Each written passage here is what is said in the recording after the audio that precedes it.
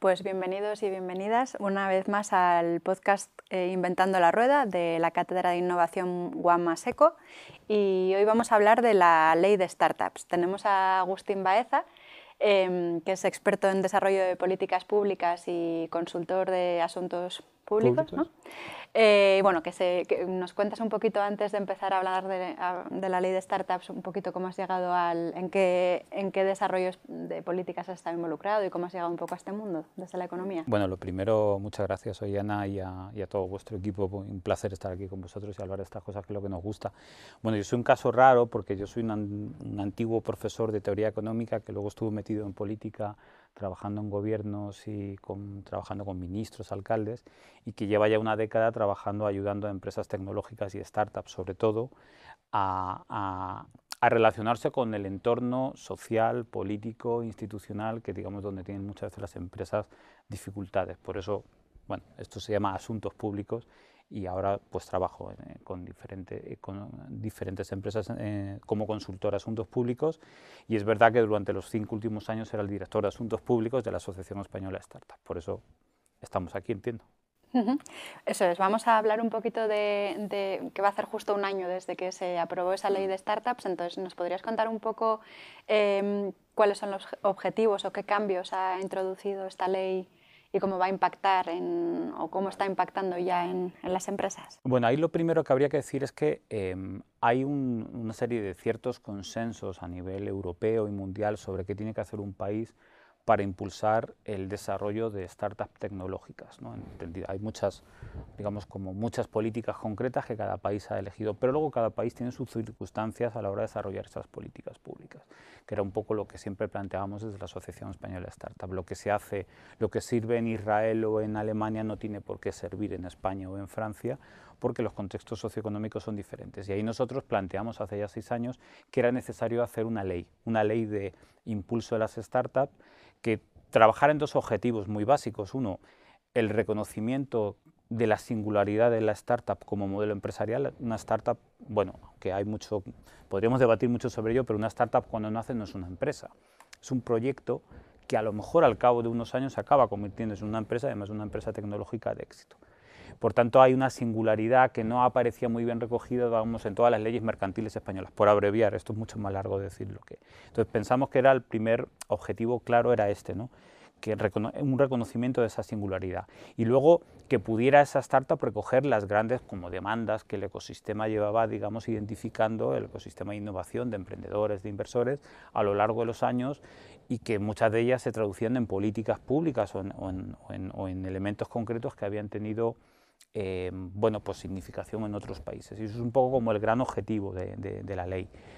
Claro, eso no había ninguna ley de startups en Europa, ningún país había hecho una ley de startups, con lo cual tampoco teníamos modelos de referencia en ese sentido, y nosotros lo que planteamos al gobierno, a los partidos políticos, a las instituciones, etcétera, era que la mejor forma que entendíamos de hacer una ley de este tipo era, primero, intentar definir lo que es una startup, que ahora si quieres entramos porque eso es un tema bastante complejo, intentar definir lo que es una startup, que hubiera una suerte de sello diciendo, bueno, si tú cumples esta serie de condiciones eres una startup, y automáticamente con ese sello, sin necesidad de más burocracia, sin necesidad de hacer más papeles, etcétera, se te reconociera una serie de ventajas económicas, fiscales, laborales, etcétera, etcétera, cuantas más mejor.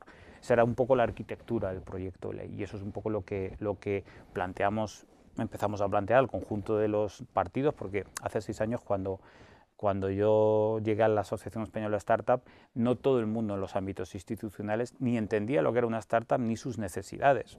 Yo siempre pongo, con esto acabo en esta primera respuesta, como ejemplo, que un director de política económica me vino a decir una vez que para él una startup era una pyme con ordenadores. Y esto fue hace 6 años, no te estoy hablando hace décadas. Con lo cual hubo que hacer mucho trabajo de pedagogía en los ámbitos institucionales para que se conociera la realidad del mundo startup y sus necesidades, que es un poco lo que hace la gente como yo. Estos que decimos consultores de asuntos públicos, pues nos dedicamos a eso, a ser como traductores simultáneos entre un mundo complejo como es el de la innovación y los mundos institucionales que no tienen la misma visión al respecto. ¿Y cuáles son esos incentivos? O bueno, si te parece, has hablado de la definición, Sí. lo primero, qué es una startup y qué requisitos hay que cumplir para tener ese sello y qué ventajas está ofreciendo esta ley a esas startups. Sí, ahí nosotros lo que también, como no había una definición estándar de lo que es una startup más o menos se define de manera genérica, todo el mundo sabe lo que es una startup, más o menos, la gente que está en el sector. Es un proyecto que tiene una cierta base tecnológica, que intenta impulsar un servicio, un modelo de negocio que es innovador, bien sea el producto o el servicio, o bien sea el modelo de negocio, y que además tiene un proyecto escalable en el tiempo. Bueno, esta definición, que es como lo más genérico, el problema, como siempre, es que el demonio está en los detalles. ¿Qué significa que un proyecto sea innovador y cómo lo puedes definir? ¿Y qué significa que un proyecto sea escalable y cómo lo puedes definir? Nosotros lo que dijimos, le planteamos una propuesta al gobierno que más o menos aceptó, digamos, en sus líneas generales, pero luego el gobierno lo modificó y el paso por el Parlamento también lo modifica, que esto es un poco lo que ocurre, ¿no? Que las leyes, cuando salen de tus manos, son como los has diseñado como un caballo de carreras, muy bonito, y cuando acaban aprobadas en el Parlamento con las enmiendas de todos los grupos, etcétera, pues es un dromedario con 3 cabezas, 20 patas y 6 colas. Pero eso es lo que pasa con las leyes. Bueno, al final lo que se aprueba es que para una startup, bajo esta ley de startup española, una startup es un proyecto que tiene un máximo de 5 años de vida, 7 en el caso de empresas biotecnológicas. Tiene que ser un proyecto novedoso, nuevo, no puede ser un proyecto que surja de procesos de otro tipo de compañías que se están reproduciendo o de lo que sea. Es un proyecto en el que el 60% de los empleados tienen que estar en territorio español. Es un proyecto que tiene que tener un máximo de 10 millones de facturación en esos 5 primeros años, no puede superar en ningún momento eso. Bueno, y que no tienen que ni repartir dividendos, ni participar en mercados bursátiles, etcétera, etcétera. Digamos, eso son, digamos, lo que aparece en la ley, como que los criterios básicos que están estipulados entre el artículo 3 y el artículo 6 de la ley. Y luego tenían que tener una cosa que es la parte del melón gordo, es que tienen que ser proyectos innovadores y escalables. La ley no entra a definirlo. La ley deja en manos de una entidad como ENISA, muy reconocida en el ámbito del emprendimiento, porque los préstamos ENISA son muy reconocidos, que sea, digamos, la intérprete.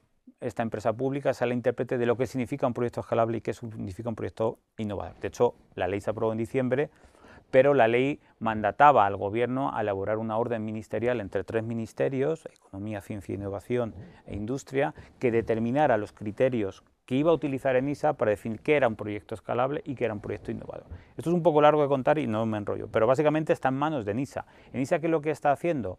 Bueno, como ENISA tiene mucha experiencia porque lleva 20 años dando préstamos participativos, no solo a startups, pero singularmente a startups, bueno, pues utiliza esos criterios que ellos también tienen y que emanan de esa orden ministerial para definir qué es escalable y qué es innovador.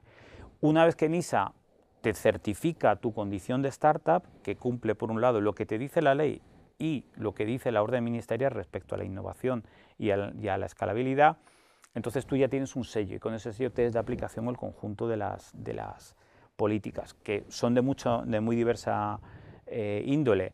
Hay, pues, desde, por ejemplo, temas fiscales interesantes, como que pasa de 2 a 4 años para las startups que tengan el sello, el hecho de poder pagar el impuesto de sociedades en vez de un 25%, como cualquier pyme, un 15%. Hay una desgravación fiscal para los business angels que invierten en esa startup que pasa del 30 al 50% y el límite pasa del 60 a 100.000 euros. Está el tema de las stock options, que es un tema bastante interesante, que era una demanda colectiva, porque en España la fiscalidad de las stock options no incentivaba que se dieran stock options a los trabajadores de la compañía. Bueno, ahora se pueden entregar stock options de manera gratuita, entre comillas, sin coste fiscal, ha pasado de 12.000 a 50.000 euros, ya no tienen que ser las mismas condiciones para todos los empleados. Y además, otra cosa que era importante era que solamente tú, el empleado, pagará impuestos por esas stock options en el momento en que decida venderlas o decida en el futuro deshacerse de ellas o ejecutarlas de alguna manera, no como pasaba ahora. Bueno, estos son en temas fiscales, pero luego hay un montón de ventajas en materia también de agilización de procedimientos. Yo que sé, por ejemplo, los inversores que inviertan en las startups ya no tienen necesidad de sacarse, aunque sean extranjeros, era un lío sacarse el NIE en el extranjero, etcétera, etcétera. Bueno, hay una serie de ventajas que, como siempre, son menos de las que nos gustaría o que nos hubiera gustado. Nosotros teníamos planteado muchas más. Pero como yo digo, bueno, lo relevante es que la ley ya está aquí y que significa un antes y un después en el ecosistema. Has comentado, por curiosidad y porque el otro día, justo en el primer episodio, estuvimos hablando de Deep Tech, que son solo las biotecnológicas las que tienen un periodo de 7 años. ¿Otro tipo de startups que sean en tecnologías profundas o que también tengan tiempos más largos de desarrollo no podrían A ver, acceder? esto es una dificultad porque cuando hubo que definir, o sea, cuando nosotros nos planteamos cómo planteamos una ley al gobierno, un proyecto de ley, teníamos debates internos en el ecosistema y mucha gente decía, bueno, es que esto es muy difícil de definir, ¿no? Y había que ponerle como puertas al campo de alguna forma. Nosotros planteamos que hubiera 2 modelos de startup en la ley. Una, las podríamos llamar startup, entre comillas, nuevas o de reciente creación, que decíamos que fueran las que tuvieran hasta 7 años, todas, y otras que podríamos llamar scale-ups o como las quieras llamar, que eran empresas ya que tenían, digamos, más, por ejemplo, ahí podrían estar las de Deep Tech, que tuvieran hasta 12 años de vida. Pero claro, luego puedes decir, hombre, una startup que tenga 20 años, bueno, una compañía que tiene 20 años, una startup que tiene 20 años se llama Google. No, esto ya no es una startup, no necesita ayudas. Digo, por decirlo así, de una manera muy bruta. Y eso el gobierno no lo admitió. El gobierno... ¿Qué es lo que hizo el gobierno en el fondo? Para que lo entienda también toda la gente que nos esté escuchando. Nosotros hicimos una ley de startup, una propuesta al gobierno muy ambiciosa, que incluyera el conjunto de las compañías, que incluyera un montón de cuestiones que luego finalmente no estuvieron en la ley. El gobierno lo que hizo fue adoptar esa arquitectura del proyecto de ley pensando única y exclusivamente en las startups de reciente creación. O sea, ayudar a las startups en sus momentos o en sus años iniciales. Y entonces se quedaba un poco coja, decía, bueno, no, pero vamos a llevar propuestas a otra ley, por ejemplo. Hay una ley que se tramitó en paralelo a la ley de startups, que es la ley de creación y crecimiento de empresas, que no aplica solo a startups, sino a cualquier compañía en el país, que ahí decían que habían metido medidas para la escalabilidad de las startups que ya querían crecer o el impulso de las scale-up. Bueno, hay todo brilla un poco por su ausencia, he de decirte. Sí. Y luego también, por ejemplo, metíamos todo un tema de inversión del sector público en startup, que también lo sacaron de la ley, etc. Entonces, claro, lo que ha hecho al final el gobierno ha sido, bueno, quedarse con una parte, y la ley aplica básicamente a las compañías que están naciendo en los primeros años. Y luego también hay una serie de cuestiones que a mí no me acaban de gustar, porque vamos a ver cómo se gestionan con el tiempo, ¿no? Porque tú cuando cumples 4, si tú, por ejemplo, llevas ya 3 años con la compañía, porque la creaste hace 3 años, y ahora aplicas a la ley de startups, se supone que solo te aplica las ventajas de la ley durante 2 años, hasta que tú cumplas 5, que es lo del límite. Bueno, hay una serie de cosas que están todavía un poco pendientes de saber exactamente cómo se va a aplicar luego una ley, porque la ley, como siempre se dice, hay que hacer muchos decretos de desarrollo, hay que hacer luego interpretación de cuestiones que cuando haya que hacer interpretación, porque no deja de ser una ley ex novo, que no existía anteriormente, y lo importante es que exista, que esto es una cosa también, con esto acabo, que mucha gente del ecosistema decía, bueno, pero para esto no necesitábamos una ley, porque tampoco, bueno, yo creo que hay una ventaja, o 2 ventajas fundamentales. Una, el hecho de que se reconozca esa singularidad y que la palabra startup, aunque se haya traducido por empresa emergente, ya forme parte del acervo jurídico del país, ya es un éxito para el conjunto del ecosistema. Y segundo, que exista la ley, porque los que sabemos cómo funcionan las políticas públicas, sabemos que es mucho más fácil modificar una ley que existe que intentar hacer una ley que no existe. Pues tarda mucho tiempo. ¿Y cuántas, en la parte de implementación, ¿no? Dices que es NISA quien está dando estas certificaciones, ¿cuántas empresas han certificado ya en España o se han empezado a beneficiar de esta ley? Creo que la última info, y espero que no me mate nadie, porque se supone que es una información que no es pública todavía, pero me la han dicho por ahí, a empezar muy tarde, porque la ley se aprobó en diciembre, pero esa orden ministerial de la que te hablaba antes, por la cual se definía cuáles eran los criterios que tienen que utilizar ENISA para certificar el carácter innovador y de escalabilidad, esa orden tardó, creo recordar que se aprobó como en el mes de abril o mayo. O sea, ENISA no inició formalmente su proceso hasta prácticamente el verano. Y desde el verano creo que han certificado como unas 500 compañías, aproximadamente. ¿Hay dentro de estos beneficios o dentro de estos incentivos que crea la ley, hay alguno que tenga que ver con la atracción de talento, con la atracción del equipo necesario humano para estas empresas?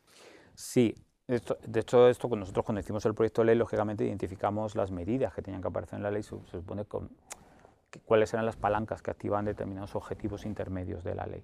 Y una de ellas es la obsesión por el talento. Yo también he de decir que como estudioso de los ecosistemas hay como ciertos consensos generales sobre lo que hay que hacer para atraer y retener el talento, pero luego cuando eso aplica en lo concreto ya empiezan las dificultades, ¿no? Porque es como decir, bueno, claro, ¿cómo puede ser atractivo un país para que vengan personas que están fuera de él y para las que están aquí dentro no se quieran ir, ¿no? Bueno, alguien podría decir, bueno, condiciones laborales, salarios, ventajas fiscales, también, digamos, el nivel de vida del país. Hay un conjunto de cosas que, lógicamente, una ley no puede entrar. Se supone que nosotros en España tenemos ciertas ventajas comparativas con otros países, eso que se suele decir el clima, la buena vida, la comida, etcétera, que importa para la hora de atraer talento y retenerlo, y luego hay otras que son más difíciles de conseguir. Y esto es donde intentábamos aplicar. Hay dos ideas básicas en la ley. Una es, por ejemplo, la de, ya lo he citado antes, la de la fiscalidad de las stock option. Es decir, si tú tienes una ley que te permite de alguna manera remunerar a tus trabajadores con participaciones de la compañía, porque lo que le pasa a una startup cuando es pequeña es que no tiene cash para pagar, por ejemplo, a personas que en el mercado internacional del trabajo cobrarían un dineral, ¿no? Tú te quieres traer a un ingeniero de software que vive en Singapur, te va a pedir un salario de 200, 300, 400 mil dólares anuales, y a lo mejor la startup no tiene eso, pero puede llegar a un acuerdo con él, mira, te doy 100.000, el resto te lo doy en stock option. Eso no se podía hacer aquí en España bien, como en muchos países, esto no es una cosa exclusiva de España, porque la fiscalidad era muy onerosa para el trabajador. Y el trabajador, no me des stock option, que esto es un lío fiscal para mí, o pago más, porque hay gente que se podía llegar a arruinar literalmente por una mala comprensión del fenómeno esto de las stock option. Yo creo que entra además en la parte como más filosófica. Si tú compartes los objetivos de la compañía en la que tú trabajas, para lo bueno y para lo malo, digamos que tu implicación en ella es diferente, ¿no? Como diciendo, si las cosas van bien a la compañía y eso repercute más allá de tu salario mensual, repercute en tus ingresos futuros, pues eso tiene un incentivo, que duda cabe, doble para ti. Y eso yo creo que la reforma a las fiscales de la stock option, yo creo que es la mejor, digamos, la medida más concreta que existe en la ley para atraer y retener talento. Vamos a ver también luego cómo aplica. Y la segunda era todo un conjunto de ventajas fiscales en forma de visa. Esto la ley, por ejemplo, hace un desarrollo muy extenso, que va mucho más allá incluso de lo que nosotros pedíamos como ecosistema. El gobierno, tengo la sensación que ahí utilizo que el Pisuerga pasaba por Valladolid, por decirlo así de una manera gráfica, y ahí metió todo un paquete de visas especializadas no solo para emprendedores y trabajadores, también para inversores, apelando, digamos, a este concepto de nómadas digitales, que ahora en los últimos años está muy en boga, y ahí interpreta de manera bastante expansiva el hecho de que también hay una demanda en ciertos territorios del país donde decíamos necesitamos que vengan gente, ¿no? Y necesitamos fijar, o sea, que venga gente a montar compañías, gente que tenga capital a invertir en ellas, trabajadores cualificados del exterior o españoles que están trabajando en el extranjero que puedan volver. Entonces ahí hay un paquete muy importante de visas que significan literalmente condiciones de expatriados en ventajas fiscales. Esto es una cosa que hizo Portugal hace 5 o 6 años y que le salió relativamente bien, con unos efectos adversos que luego ahora están echando para atrás en algunas cosas, ¿no? Que tiene que ver con el precio de la vivienda, etcétera, etcétera. Pero sí, esas son, digamos, como las dos grandes ideas que están detrás de esto que se llama atracción y retención de talento. Has mencionado en varias ocasiones el tema del ecosistema, ¿no? Y entiendo que pues eso, la relación, hay incentivos relacionados con los inversores en estas empresas, etcétera. ¿Hay más medidas relacionadas con mejorar o facilitar que se cree un ecosistema potente de emprendimiento?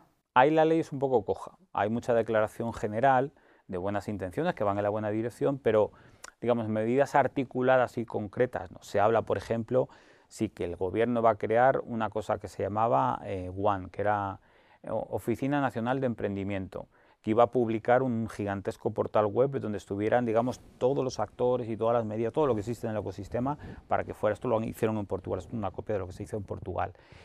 Se habla mucho de esta interrelación que existe entre los distintos agentes del ecosistema, no solamente inversores y emprendedores, sino también sector público, universidades, etc. Por ejemplo, Creemos, esto es una opinión muy particular mía, no creo que sea de todo el ecosistema, yo creo que la universidad, por ejemplo, está fuera de la ley.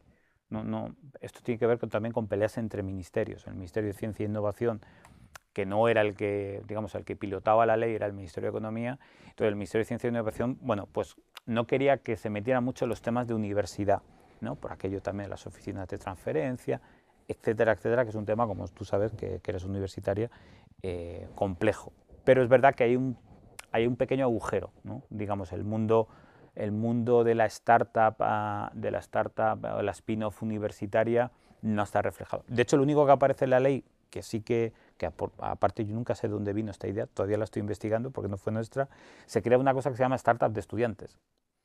Esto se ha hecho en alguna universidad norteamericana y es el hecho de que tú puedas, digamos, una de las universidades que así lo deseen, pueden desarrollar un formato de modelo de startup para que sus estudiantes desde el principio del grado monten una compañía real, con ciertas limitaciones, pero que sea real, o sea, que haya pagos, ingresos, etcétera, etcétera, para que aprendan a desarrollar lo que es una startup desde el inicio que empiezan en el grado. Esto es lo único que aparece en el ámbito. Pero, por ejemplo, todo lo que es ecosistema, yo creo que ahí la ley enuncia cosas, como digo yo, declaración de buenas intenciones, pero medidas en lo concreto no hay muchas.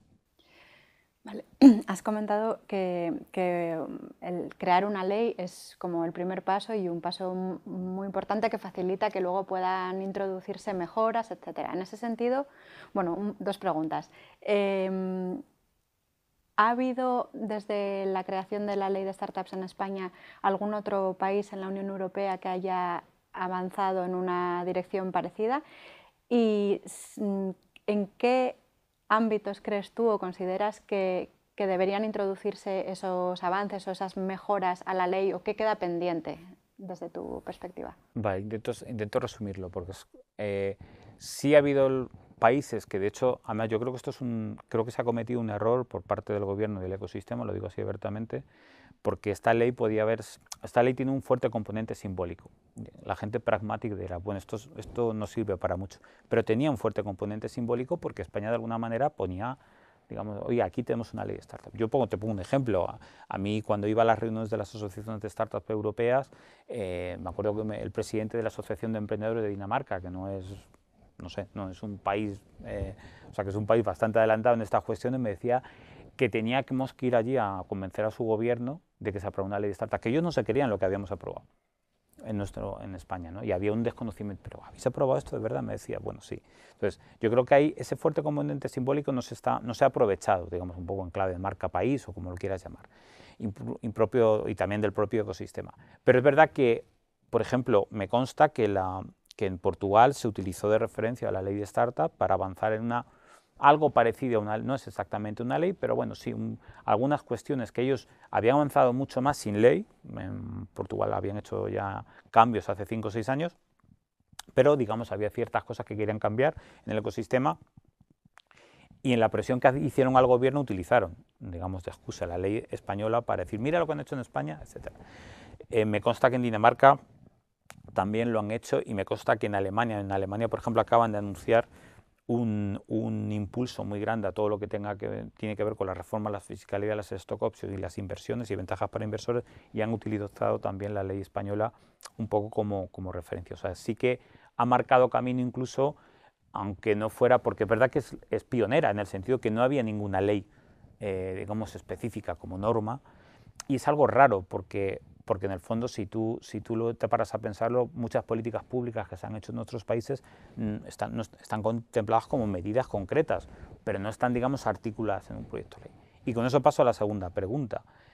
¿Qué es lo que falta? Yo creo que lo que te decía antes, lo bueno de tener una ley es que ahora es fácil modificarla, porque ya tienes la percha de la que colgar cosas nuevas. Esto los que nos dedicamos a asuntos públicos lo sabemos. Es fácil, por ejemplo, una propuesta que hicimos nosotros, que la gente del ecosistema, aparentemente le daba poca importancia, y la ley crea un foro de empresas emergentes, donde las asociaciones del sector tienen que sentarse, o sea, el gobierno les tiene que sentar por ley para hacer una evaluación continua del desarrollo de la ley, para ver qué cosas están funcionando, qué problemas se está viendo, qué interpretaciones buenas o malas se están haciendo, y también para plantear posibles modificaciones a futuro.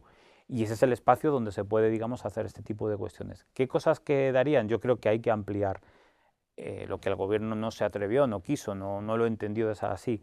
Hay que ampliar el concepto de startup, porque si nos quedamos en la que hay solamente va a afectar a las empresas de reciente creación, y yo creo que se nos dejan fuera muchas scale-up. De hecho, ¿qué está ocurriendo ahora? Por ejemplo, hay organizaciones que están solicitando que precisamente como todas las necesidades supuestamente, que son muy diferentes de una scale-up a una startup recién nacida, todas las necesidades de las scale-up no están contempladas en la ley, ahora están pidiendo que haya una ley de scale-ups, y eso para mí es un error, porque es otra batalla empezar a hacer otra ley, etc. Yo creo que hay que introducir, ampliar el scope de la ley en cuanto al objeto que tú quieres tratar, que en este caso es la startup, para que estén todas las compañías. La segunda cuestión, yo creo que los inversores se quedaron también un poco decepcionados porque había muchas de sus propuestas que no aparecieron en la ley, hay algunas, pero no todas, y yo creo que hay un gran reto que tiene que ver cómo incorporamos la dimensión de las startups que nacen en la universidad, que tienen, sobre todo la universidad pública, que tienen unas connotaciones muy particulares, cómo se pueden ir incorporando a esta ley, porque la ley tiene que ser, esa siempre fue en nuestra reflexión, una ley del conjunto del ecosistema. De hecho, la ley no se llama ley de startups, se llama ley del fomento, creo que se llama ley del impulso y fomento del ecosistema de empresas emergentes. Por tanto, si tú quieres fomentar el conjunto del ecosistema, tienes que incorporar aquello que no está reflejado en su primera, digamos, en su primera versión. Para mí la ley de startups, siempre lo dije, es un MVP del que podemos mejorar a partir de ahora. Pues ya para finalizar, si te parece, no sé si son chascarrillos o no, o cómo ves tú, has hablado del conflicto a veces entre ministerios, ¿no? La situación política, bueno, ¿cómo se ve desde el conocer cómo funcionan todos estos asuntos la posibilidad de que esta ley avance, ese MVP que has llamado, e introduzca esas mejoras en el futuro en el contexto político que tenemos? Pues ahora va a ser más complicado. El contexto político no es fácil, la legislatura que acaba de arrancar es sumamente compleja, más allá de lo que pensemos cada uno al respecto, porque no es fácil articular una mayoría del gobierno y por tanto, por ejemplo, yo que trabajo en asuntos públicos y al final me dedico un poco a ayudar a las compañías y a las empresas de todo tipo a interpretar lo que está pasando, pues en las últimas semanas la reflexión que he hecho en muchos ámbitos sectoriales es que es una legislatura que prácticamente no va a haber leyes. Esa es mi interpretación. ¿Por qué? Porque va a ser muy difícil articular mayorías parlamentarias para sacar adelante leyes en el Congreso. Y el Gobierno va a tener que tirar, entre comillas, de reales decretos, mucho más que la legislatura anterior. Esta, digamos, la hipótesis inicial, que vete tú a saber, dentro de un año tendríamos que volver a hablar y a ver si sea. Pero, digamos, una hipótesis razonable es pensar que no va a ser una legislatura muy fértil en proyectos de ley. Por tanto, tampoco en modificaciones, porque el modificar leyes también al final hay que sacar las votaciones por mayoría absoluta en el Congreso y eso va a ser difícil, teniendo en cuenta que además el Senado está en manos de la oposición, tiene mayoría absoluta de la oposición. Bueno, todo esto hace que va a ser muy complejo incorporar medidas adicionales, propuestas adicionales, mejorar esto que decíamos anteriormente, lo cual no significa que no haya que intentarlo, porque el trabajo muchas veces desde las organizaciones representativas o desde los sectores concretos que demandan cosas es pedir, es que hay que pedir, hay que explicar, hay que armarse de datos, de argumentos, de informes y pedir e impulsar todo lo que se pueda. Pero va a ser difícil, esta legislatura no va a ser como la anterior, ya era compleja, pero esta es aún más compleja. Pues muchísimas gracias, Agustín. Muchas gracias a ti, Ollana. Muchas gracias y hasta el siguiente capítulo de este podcast.